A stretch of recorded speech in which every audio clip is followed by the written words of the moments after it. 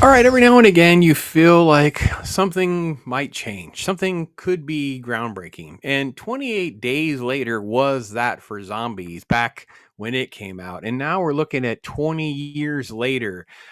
Danny Boyle is back behind the camera, bringing us this new update, the third chapter in this journey. The trailer has dropped. I want to react to that in a minute, but I want to kind of put in the back of your mind, am I right or not? Is this going to be that big a deal? We're all thirsty for some really good film, some really good content, things that can excite us and really get us where we want to go as we move forward. And it seems like this is a pretty hefty budget, around 75 million, but not a massive budget, right? And the story is, pretty much what you would expect. It's a zombie infection, the rage virus, as it's now been called. And quote, it's been 3 decades since the rage virus escaped its biological weapons laboratory and now still in ruthlessly enforced quarantine. Some have found ways to exist among the infected. One such group of survivors lives on a small island connected to the mainland by a single heavily defended causeway. When one of the group leaves the island on a mission into the dark heart of the mainland, he discovers secrets, wonders, and horrors that have mutated not only infected, but the survivors as well. So obviously the tease is that maybe he comes back infected, but doesn't know he's infected. He's like got a delayed reaction or something of that nature. I would think that if you've survived 28 years, the quarantine and reassimilation process would be so extensive that even if he was infected, you'd be able to know. But in theory, this is the premise of the movie. The trailer has this sort of recitation of a Kipling poem is called Boots. I didn't know too much about it, but I definitely wanted to look it up a little bit and make sure I knew what I was talking about. So let's get into this trailer. Little methodical, little Teletubbies are on TV. Here's all the little kids walking around. Mama walks in. Auntie, what's going on? Jimmy, sit still, keep quiet, and do not. So calamity's taking place. She throws the kid on the floor. We're going to jump right back into what's going on. I assume this is the flashback sequence, some of the setup for what is happening, not necessarily what is going on. Currently, this is the how it began, right? And then as we move forward in the trailer, now we're like 20-second marks. You have things that are starting to go. Yeah.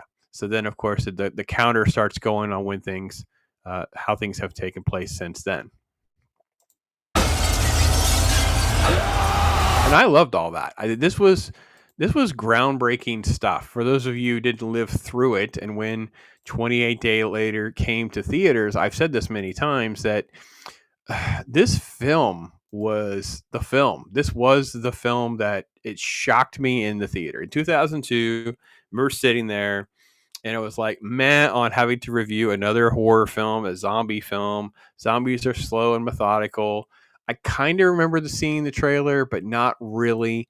At this point, no one really knew Cillian Murphy. He is a no-name actor. Naomi Harris is not somebody. Christopher Eccleston, I don't remember if he had already done Doctor Who or not at this point in 2002. You Whovians can let me know for sure. I can say that he wasn't the strongest point in the movie, so it wasn't like I came away thinking, oh man, he's going to be the next big thing or anything like that. So but yeah, just a ton of great stuff was presented, and I got to be honest that the IP is born, and the genre wasn't really ever the same. Then it has a little transition here. We'll take the sound off here. Days becomes weeks, and then of course they kind of give you a little bit of the overnight, which is weird because this island, and here you can see the causeway that's teased in that synopsis, and kind of like what life is like there, with some sort of very ominous imagery kind of thrown in for a good measure. I like the graveyard sequences. Looks just very, very menacing, very overwhelming. Weeks become years, and you're transitioning into how they survive, and basically this sort of like old school type of survival, right? So you know what I mean? Like different how you have the counselor, then you have Seamster, the watchtower, all the different roles in the community on how they survive. Of course, watchtower transition right into the watchtower shot, how they arm themselves. Behold, he is coming type warnings. Again, very apocalyptic Bible stuff. And then we finally get some cast. So a minute or so in before we actually get some of the cast members. Now, I think we don't get audio. I think we have the narration, like I said. Boots, boots. All right, so you see the causeway, you see all the different things, how they go out, how the gate closed behind them, how they go out into the fields, how they move around. Danny Boyle, of course, getting his name out there. Aaron Taylor Johnson, who we know who will be playing Craven here soon. And you have some different shots of how to survive out in, I assume, out into going out into where there is infected, and this person, this quick little shot of this person, and then he's hung upside down, and then he comes back to life here. Deal with that. And they wouldn't use the guns because obviously it would be hard to find ammo. So a lot of bow and arrow work in this trailer, and just crazy shots. Again, all the audio is done with this sort of like narration, this song, this sort of poem being recited. Just a lot of just beautiful imagery. Military, of course, similar to what we saw at the end of that movie and we see in the second film. Not a lot of light, so it's a little hard to see watching here. Look at those shots. That was really, really fascinating shot. I love this. Look at how this is all sort of around. And I guess the presumption is all of these are skulls, right? So this tree type shape thing is in the middle that they come upon, but are all of these pillars made of skulls? Because you have this close-up shot, right? These look like trees. So it looks like all of the skulls are here stacked, but how on earth did they get it up so high?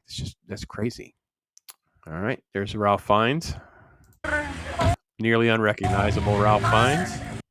The intensity kind of builds a little bit, and more shots, more ambient shots of how to survive. Can they survive? Yeah.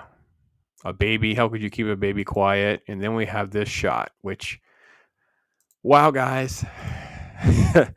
This is the shot I like that went crazy on social media because that is obviously Cillian Murphy's Jim zombie. So I don't know if Cillian Murphy's Jim will have roles in some sort of flashback sequence or something that ties to the origin of the rage virus and how it outbred the original movie, or if it's just because of this. But yeah, this was something that everybody started talking about, was this shot of the Jim zombie. And it's just a montage of just really good footage. I mean, I don't have any negatives. I don't have anything. I mean, I'm just really excited about everything I've seen because I don't feel like I don't see a bunch of CGI. I don't see a lot of crappy makeup. I see a lot of intensity and drama and dark shadows and things of that nature that would want me to see this movie. This isn't selling me on something that's different. This is selling me on what I would want to actually see. With that said, where are you guys? Is it just sort of like I just don't care anymore? I don't trust them. I don't believe them. I mean, I totally get that, right? Because this is coming out June of next year, June 2025. I would assume a similar trailer or a 30-second cut of this will probably land for the Super Bowl, or maybe some other big feature films that are coming out between now and the end of the year. Alex Garland wrote the script. He has, done good things, but he's done terrible things, right? So for every, Dread movie that he wrote, he also, he wrote Ex Machina as well. He also wrote Civil War, which I thought was terrible, which was awful, and just very much a letdown. So I think Danny Boyle has had a mixed career of opportunity where he does great things, but then there's also, uh, genre things and stuff that he tries to do to kind of elaborate on his resume. They don't always work. I thought 127 hours was fine. I think that the live Frankenstein project that he did was great. I think he did a good job of bringing that Benedict Cumberbatch and Johnny Lee Miller. They took turns being the monster and Dr. Frankenstein. I think that was pretty good. But those aren't things that are going to necessarily be what people talk about 10, 20 years from now. I will say people might talk about the Olympic opening ceremony and what a crazy, weird, generic, bland, green pastoral imagery. Oh, that's what I thought about. Ugh. I think he's worked on a few other things. Didn't he direct the Steve Jobs biography? I never saw that. Didn't see the Train Spotting 2 T2 project. Didn't watch that. So I'm not going to pretend to be up to date on everything he's done, but I know that he is a very sound creator. Even in the criticisms, it would be like, it's a little too artsy for me, or it's a little too slow for me, or something like that. So getting back to this, interesting. I'm very interested. And I'm interested to hear what you guys think. What do you guys think of the trailer? What do you guys think of the concept? Are you interested in going to see this or not? And you guys tell me what you guys think. I am Pops.